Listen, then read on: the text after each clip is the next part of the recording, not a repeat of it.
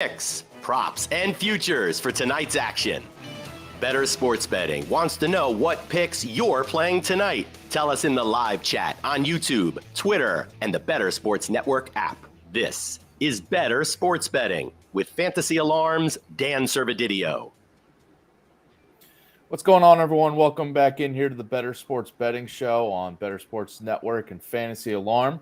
Appreciate everyone joining us here on a Thursday afternoon as we dive into a small baseball slate tonight. We got a bunch of afternoon games that were going on, so hopefully you cash some bets and some picks for today's slate. But we got a few games to break down today, and I got Jon Impemba with me. What's up, John? Dan, how you doing? How you doing? Not my usual Tuesday spot, but happy to join you here on a Thursday. Yeah. You and Grande switched spots this week, but usually he's chiming in right now, saying one more day closer to the weekend. So is that your vibe right now? Yeah, one more day closer to the weekend, but there really is no rest here for us. It's we're heading right into the prime fantasy football season here. So it's all systems go now for the next month plus as we get ready for kickoff. Yeah, and on that note, we will have Britt Flinn on today's show to talk about some NFL picks that she has looked at. And there's an article up on the website right now that she's diving in some best bets for player totals. So we'll dive into some of her picks for that and also talk, some of the big storylines still out there, like Saquon Barkley possibly holding out, Dalvin Cook still looking for a landing spot. So we'll jump into all those picks with Britt because she's glued into the NFL side of things as we all are right now as the calendar's almost to August here. But yeah, we do have some baseball going on today. Do you have any live any bets you're tracking right now or anything that cashed or lost? I know I got a couple that lost and won, but anything you're looking at right now as games are going on? I focused mostly on DFS this afternoon. I had a contrarian stack on the Braves, which was looking dead for about 6 innings. And then all of a sudden, I have 2 home runs from Matt Olson. I have a home run, a triple, and a bunch of RBIs from Austin Riley. I played Michael Harris, who hit 9th, and he ended up having a couple of doubles and some runs scored there. Unfortunately, also spent up for Ronald Acuna, only had like 3 fantasy points here, but that lineup's tracking pretty well. We had Michael Lorenzen as the starting pitcher there, and we had Pablo Lopez. I don't know what Seattle and Minnesota is doing right now. Hopefully he's pitching well. But if not, I guess we'll see. Bottom of the first, it's 1-0. He's already allowed to run in the first. And he's got the bases loaded here with 1 out. So hopefully he can get out of this jam for you. I just got a strikeout. Here we go. We got bases loaded, 2 outs. He just struck out. Oh, yeah, he just got the strikeout here. Okay, let's just get. But Lorenzen is, he had a shutout, 8 shutout innings. Pretty good for him. Yeah, double-digit strikeout potential. So let's see if we can get out of this jam here with limited damage, and hopefully that lineup will continue to work through. There you go. I had the Reds money line, which cashed, so that was good. I also went with a loss was Corbin Burns. I went the under on his strikeouts against my Phillies. Thought he'd just have a little bit rougher of an outing, but I think he punched out 10, so that was definitely a loss. And then I took Blake Snell's under strikeouts 6.5, and that cashed. He only went 5 innings, so that was good for me. But so I 2-1 so far going into tonight's slate. So we'll try to keep it going for you guys here. Speaking of the player props, we want to start off here before we get into some more bets for tonight. Just kind of giving you guys some picks for the RT Sports Pick'em contest that we had that's going on over at RT Sports right now. You can and we're doing a giveaway here. So we're giving away 1 free entry to the Real Time Sports Fantasy Championship. That's their best ball championship. Leagues are drafting live and slow drafting every day until this contest sells out. You compete for a grand prize of $500,000 and $1,600 in league prizes in every league, and the prize is valued at $300 here. So you must be a legal U.S. resident, at least 18 years of age. Please play responsibly. For help, call 1-800-GAMBLER. So we're giving away that. So you can comment in the chat any picks you got going for today, or any fantasy football players that you're high on. We'll be giving away a giveaway for this Real Time Sports. And with that, we're going to dive into this pick'em contest real quick before we give out our betting picks. You got any pick'em props here that's for the RT Sports? I got a couple to give out for people. You got any? I like Kyle Gibson less than 5 strikeouts here against Okay. Tampa Bay. Gibson is not really a big strikeout pitcher. He had a ceiling strikeout game the other day against Minnesota where he had 11. But prior to that, he had 5 or less strikeouts in 4 of the previous 5 starts and 6 of the previous 8. So again, he's not a big strikeout guy here. 5 sort of seems like what his ceiling is on most nights. And now you're going up against a really good Tampa Bay offense. I'm not sure if Gibson lasts long enough in this game to get 5 strikeouts. So give me less than 5 strikeouts here for Kyle Gibson. Yeah, I'll stick in that same game and go with Tyler Glasnow, less than 8 strikeouts in that same game. I just think that, like Gibson, I mean, this is a game where, Orioles-Rays tied for first in the AL East now. I feel like both guys, if they get into any trouble, we might see the bullpens a little bit earlier, at least in this first game of the series. And Glasnow, I'll give out a prop pick, a betting pick on Glasnow's K totals in just a second here. But just when you look at his strikeout totals, he's been, believe it or not, he's been under 8 strikeouts more often than not this year. Yeah. And the Orioles have not been striking out often since the All-Star break against right-handed pitching. So I think it's a good spot to get less than 8. It's a high total. I know Glasnow can easily go for double digits anytime out, but I think it's a good value to get the less than 8 there. Yeah. And then my last pick, if you want to kind of get a trio of picks there, I'll go Kyle Tucker more than 8 fantasy points. The guy's been on fire since the All-Star break, just smashing left-handed pitching too this year. He's got Hogan Harris for the A's. So I think the 8 fantasy points is a little bit low for him. He could easily go over that and just 1 or 2 at-bats tonight. So I was sticking the same game for me. I like to do Dubon more than half a run scored. He leads off on that team right now. You want to talk about numbers against lefties on the year: 361 batting average, 873 OPS, 486 slugging for Mauricio Dubon here against left-handed pitching. So kind of tag teaming the 2 games here with Baltimore and Tampa, Houston, Oakland here. You like Tucker. I like Dubon. Hopefully Tucker drives them in. Get some points for both of us there. And then we both like the less than strikeout props for Gibson and Glasnow. So get a little 4-pick play over at RT Sports. You do those 4 plays here, and you can go ahead. I think it's 6X. I can kind of pull this up real quick here. Yeah, 4 Dubon and let's see, this and Tucker and Dubon. We got a 10X, so we can 10X our plays here tonight. If you throw those in over at RT Sports, you can also do the mulligan option, which gives you an opportunity to get 1 wrong. It'll pay 1.5X. If you go 4 for 4, it'll pay 5X. If you take off the mulligan, it'll pay you 10X if you get all 4 of our plays correct here tonight. So hopefully we can make some cash for those over at Real Time Fantasy Sports here tonight. Yeah, go to rtsports.com/alarm and use promo code alarm23 to get 100% deposit match up to $200, or scan that QR code right on the screen that you see here now to get into that pick'em contest in the Fantasy Football Best Ball Championship that we were mentioning. All right, let's talk about tonight's games from a betting perspective outside of that pick'em contest. What's your best bet for tonight? I like the Cubs on the money line here tonight. It's a close spread. It's only -120, but I like Stroman here. I'm not a big guy on Mats. The Cardinals are going to be selling soon. I think that they can do score enough runs to take the win here. And it's only -120 on the money line, so not too egregious. So give me the Cubs here. Yeah, I like that. Stroman at home has been a good spot to target all season.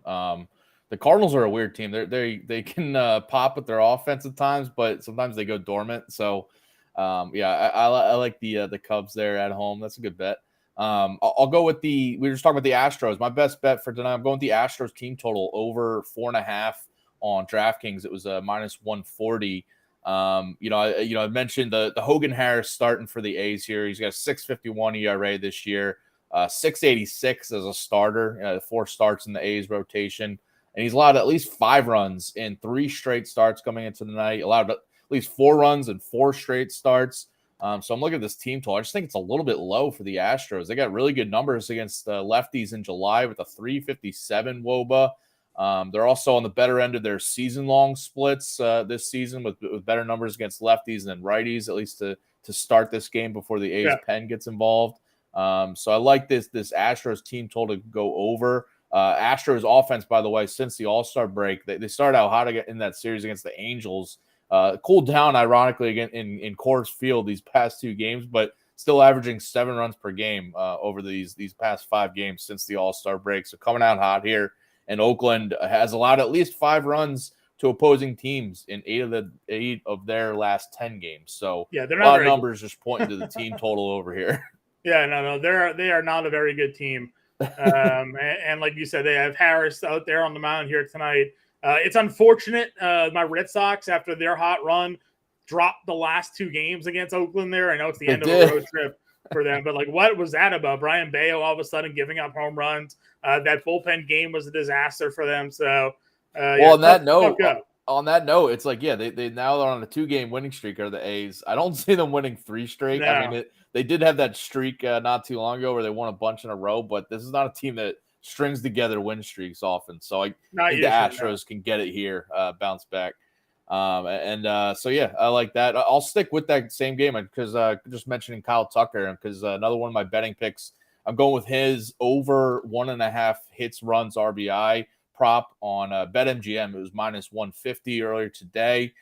He's hitting 473 since the All-Star break in these past 5 games. 6 RBIs, 3 runs scored, 4 walks too. So I like that for him just to get on base.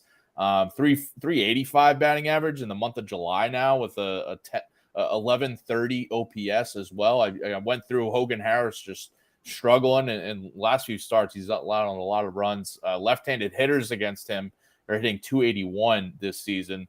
Ironically, against the reverse splits against the lefty Harris. Yeah. And Tucker's smashing lefties. I mentioned 351 batting average, 957 OPS against left-handed pitchers. Got better numbers on the road too this season. And this prop here, hits, runs, RBIs, he's in over this in 13 of his last 15 road games. So I like this for him to just kind of keep it going at the plate here. Yeah. I'll grab the over here. Got a little same game parlay brewing, with this Houston game here. Go with the Astros money line too. I don't think they're losing. Yeah, Astros money line. Go get a Dubon run. Go get Kyle Tucker RBI prop or hit prop, and build yourself a little same gamer. I like another hits, run, and RBI prop. That's a Josh Lowe over 1.5 hits, runs, and RBIs. Again, Kyle Gibson against left-handed hitting, really struggling on the year. 350 WOBA, 462 slugging against. They're hitting 294 off of him on the year. He's got an exit of 456 against left-handed hitting. So give me the Josh Lowe over 1.5 hits, runs, and RBI. All right, and my last pick before we talk some NFL stuff. By the way, we got a question in the chat. Just want to get to. Appreciate the official Rick Ross chiming in on YouTube here. Is Ryan Mountcastle droppable for fantasy at least? We are talking about this Orioles-Rays game. So what do you think about Mountcastle dropping him in a season long?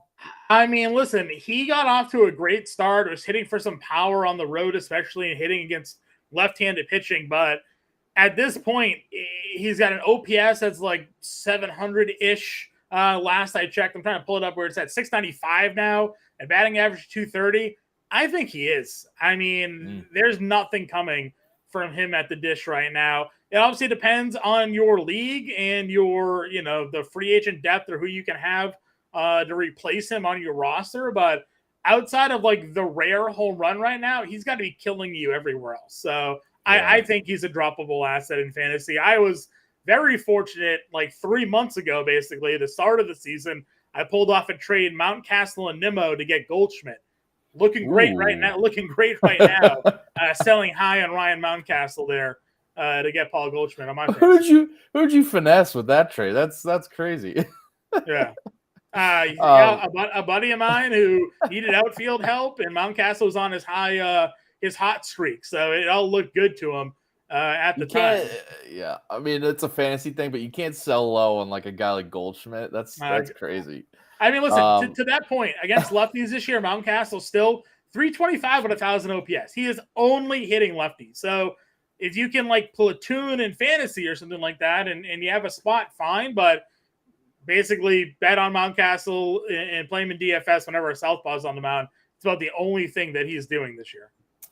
All right, well, then that brings me to my last pick because I'm hoping Mountcastle does a little bit something because I'm fading Glass now tonight, at least for his strikeouts.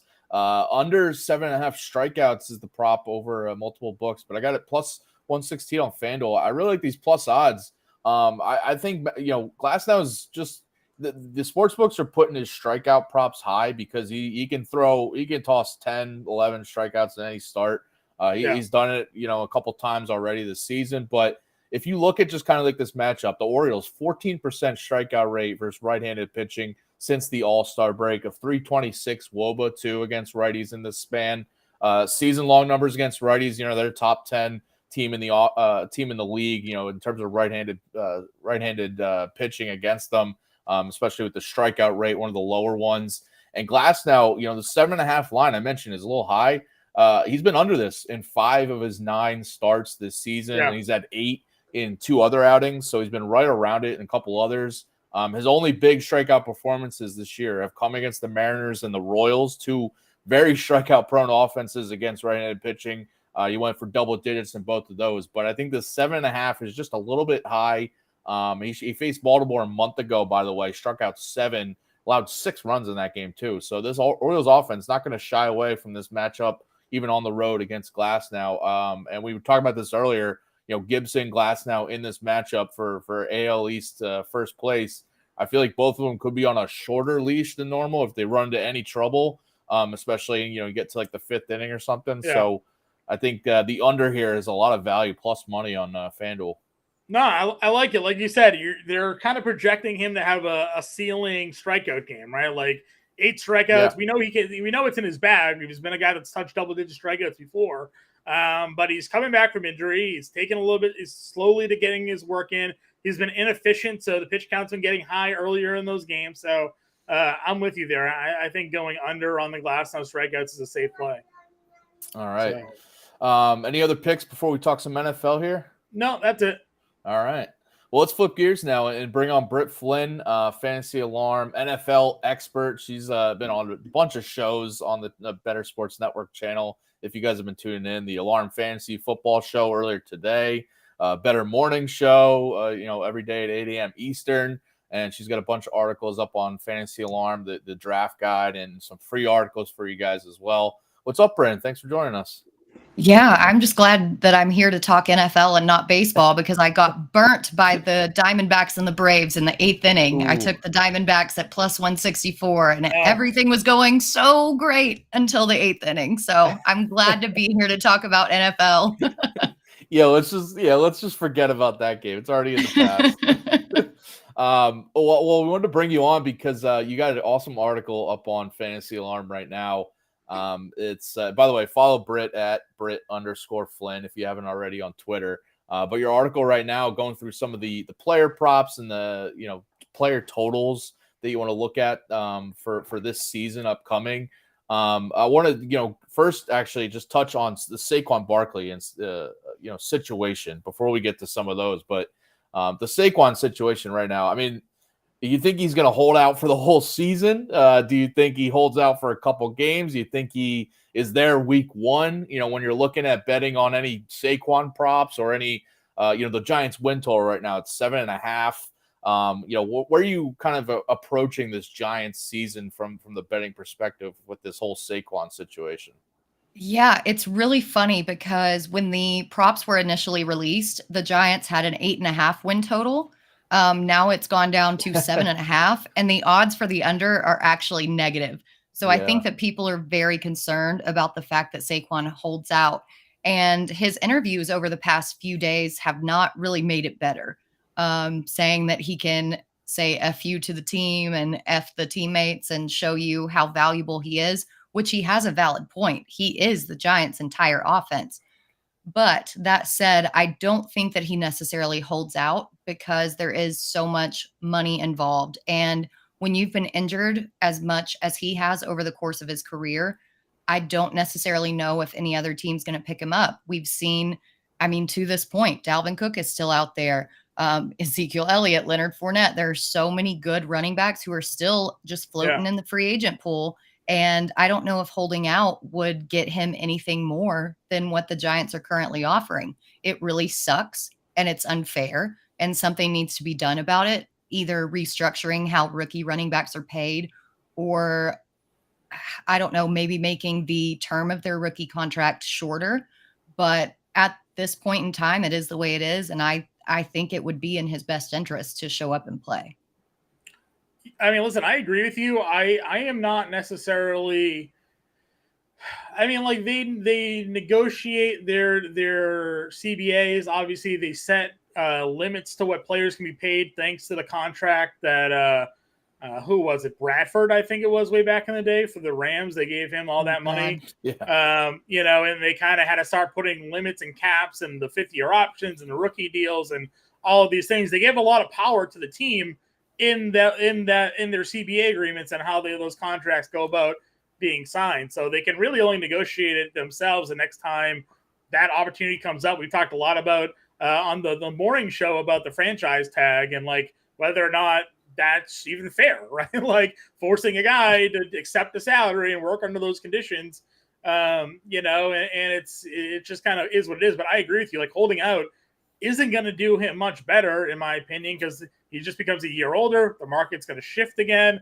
And as you said, it's Ezekiel, it's Fournette, Kareem Hunt's still out there. Like there's a lot of guys that could just be like, all right, well, these guys don't have a job. We'll sign them for a year. You go sit out and we'll do this all over again, because he's going to find himself in the exact same situation next year. If he sits out, it doesn't automatically just take the term off of his deal. He's still owed that 1 year to the Giants. Yep. Yeah, I mean, on that note, then, so you get the whole Dalvin Cook situation too, and he's out there in free agency, and kind of the big name still left. I mean, Fournette too. We saw Fournette is working out with the Patriots, but earlier this week, Dalvin Cook was became the betting favorite to go to the Patriots. The Dolphins not too far behind, but what's your kind of view of this? So, you know, what landing spot you think is going to end up for Cook here in free agency?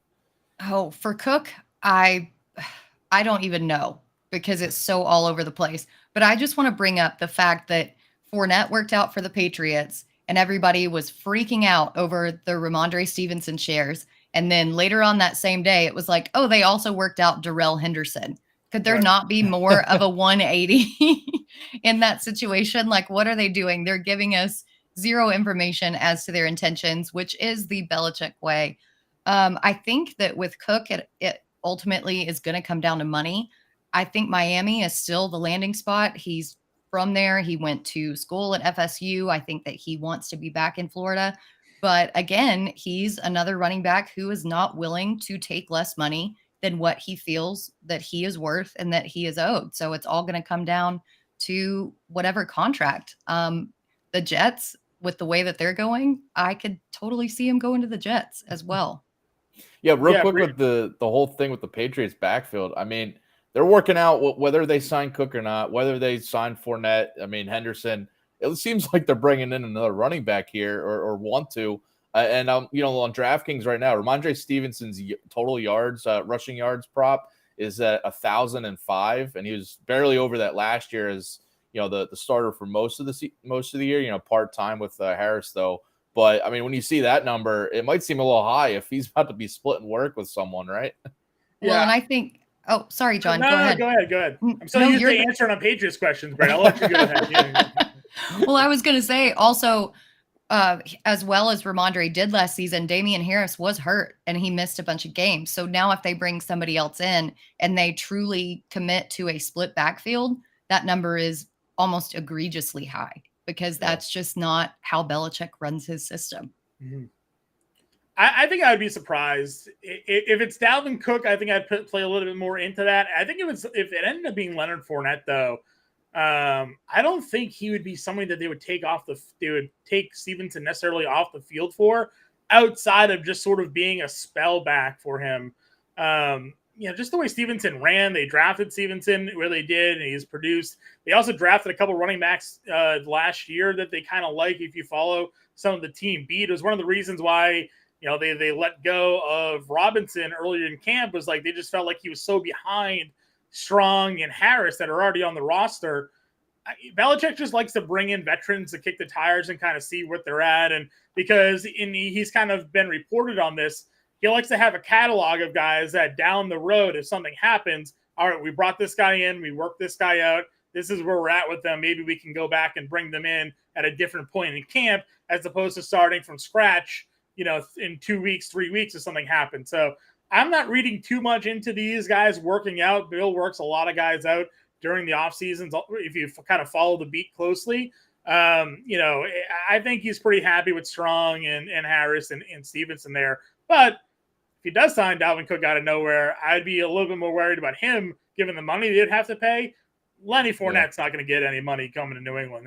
He'll be a veteran min deal. So, all right, let's stick with the running back talk here because your betting props article, player totals article, up on Fantasy right now. Everyone go check that out for just some more written analysis and a bunch more other picks that Britt has out there. But one of the names that you touch on there is Najee Harris over his 7.5 rushing touchdowns prop. Why do you like this one and feeling confident about it?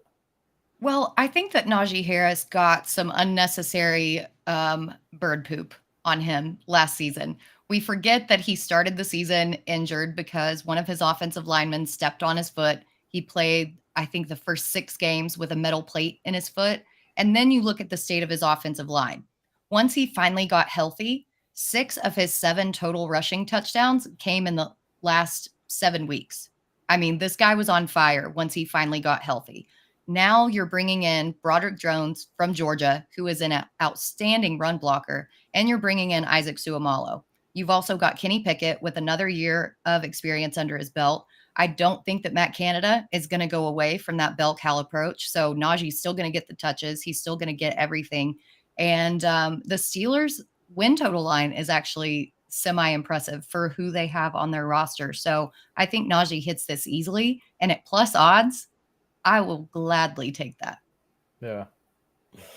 Yeah, I'm actually bullish on Pittsburgh's offense here a little bit more. I mean, talking fantasy perspective, like ADP wise, Harris obviously is kind of expensive if you're not a believer in that offense.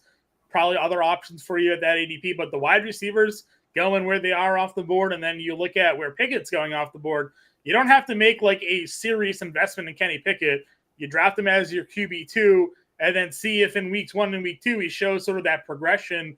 And where their wide receivers are going, you're not drafting them as your wide receiver 1 or wide receiver 2. They're most likely slotting in as a wide receiver 3 for you, and then maybe there's some upside there. So, he's a first-round pick last year. He's in the second full year in the same system, getting the offense that's there, team around him, get caught up to the speed of the NFL pace. So, and I see a lot of people dogging the Steelers on Twitter as well, Britt. And I'm just like, well, let's pump our brakes a little bit here. They actually weren't that bad of a football team last year, despite their struggles offensively. So, and signing Alex Hightower to another deal as well. Their defense is going to be a lot more improved as well, and that's going to take some pressure off of Pickett.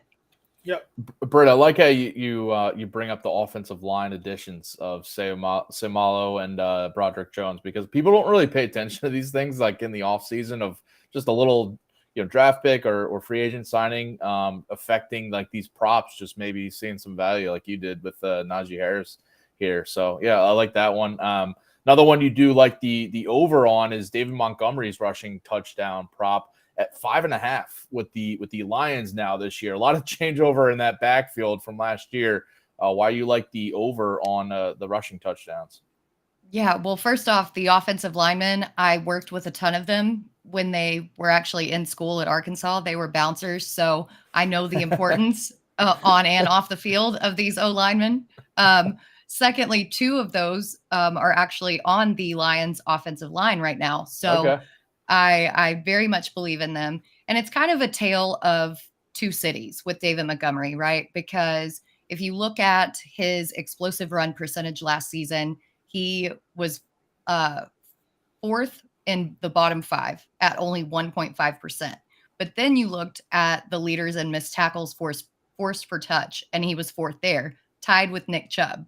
So I think that if he's utilized in that Jamal Williams role and they let Jahmyr Gibbs, who we all know is an explosive runner, take on those carries and then just let David Montgomery handle all the goal line work, the red zone work, he's going to have a role. They also paid him $18 million. And we were just talking about how running backs don't get paid, but he got paid on a 3-year, $18 million deal. Yeah. They've got a plan for him. They believe in him, and he is going to work into that offense. I think -5.5 is criminally low for him. and he's never scored lower than that in his career.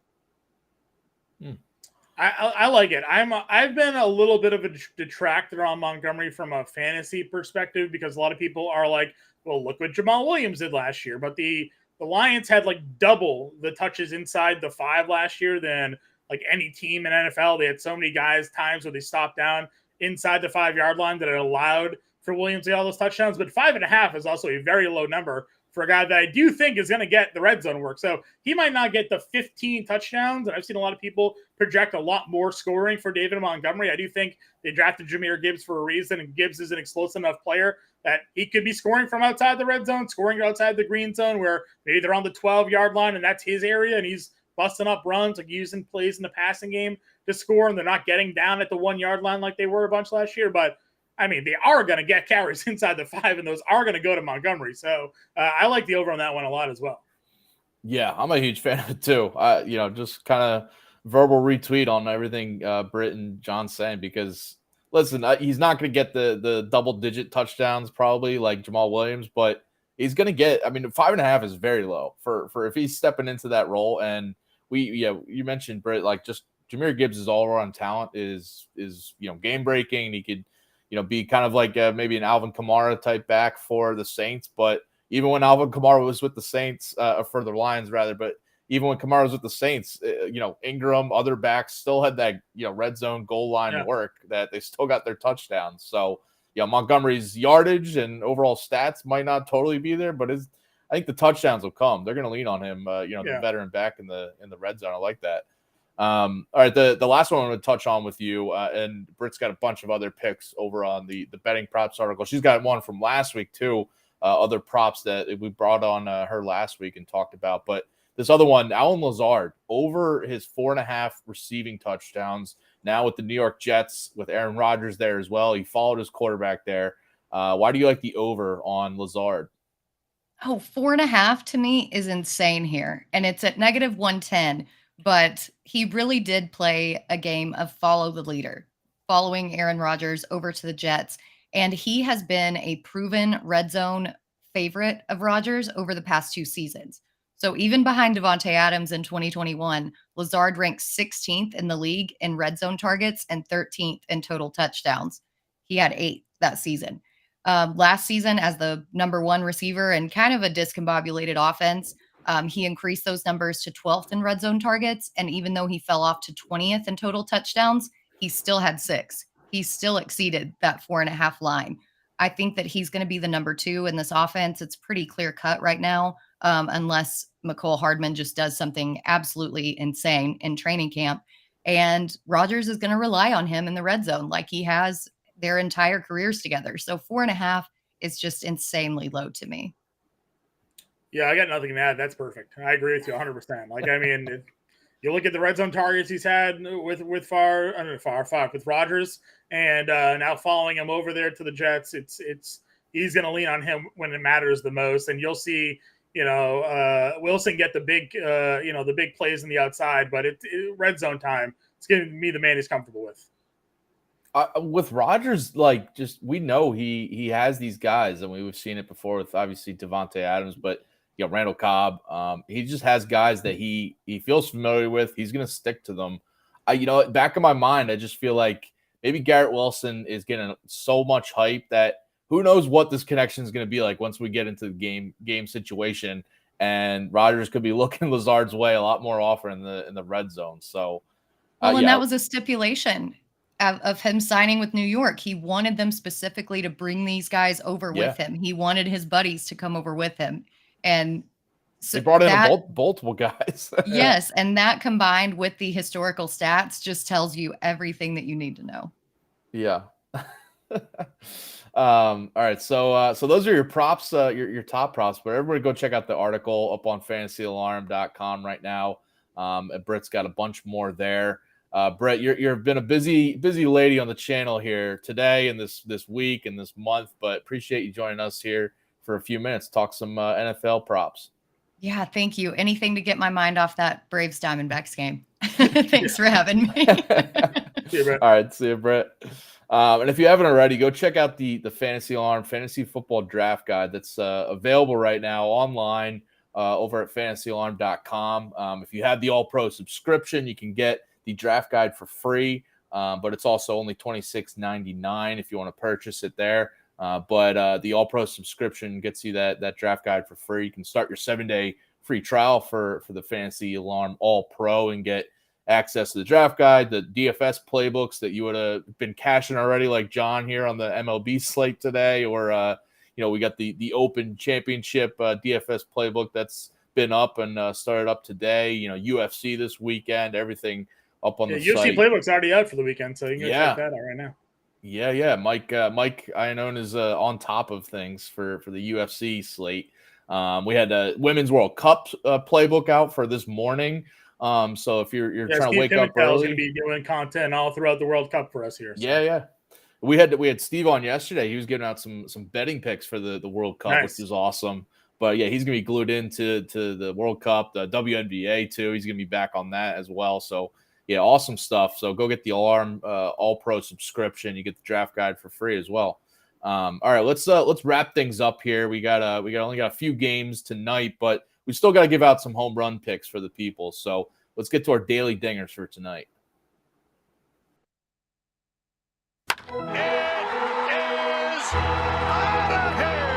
Now that's a dinger. All right, who you got going deep tonight, John? Yeah, I'm going a little bit of long shot odds here, but Cody Bellinger plus 650 here tonight over on DraftKings Sportsbook. I know he's got a lefty on the mound in Matt that he's going up against, but Bellinger this year, another lefty that just mashing lefties on the year, 346 batting average, 642 slugging, but 1,000 OPS against southpaws this year. He's been hot, looking much like the guy that won the MVP a few years ago right now, and I'm going to keep riding him out here. So give me Bellinger over the half a home run tonight. I like that. Yeah, Bellinger's looking to get traded possibly to a contender right now. So yeah. he's trying to swing that hot bat. Remember me? Well, let me go pick cleanup for you guys somewhere. Yeah, right. All right, my pick is Chas McCormick. He's been scorching hot since the All-Star break with a 5.55 average in these past 5 games, 4 homers since the All-Star break too in the last 5 games. But his hot streak goes back to before the break too. 392 batting average over the past 15 and 8 homers over his last 30 games. Might be an easy pick just because he's been so hot with the home runs lately, but you're getting pretty good odds, plus 475 on DraftKings.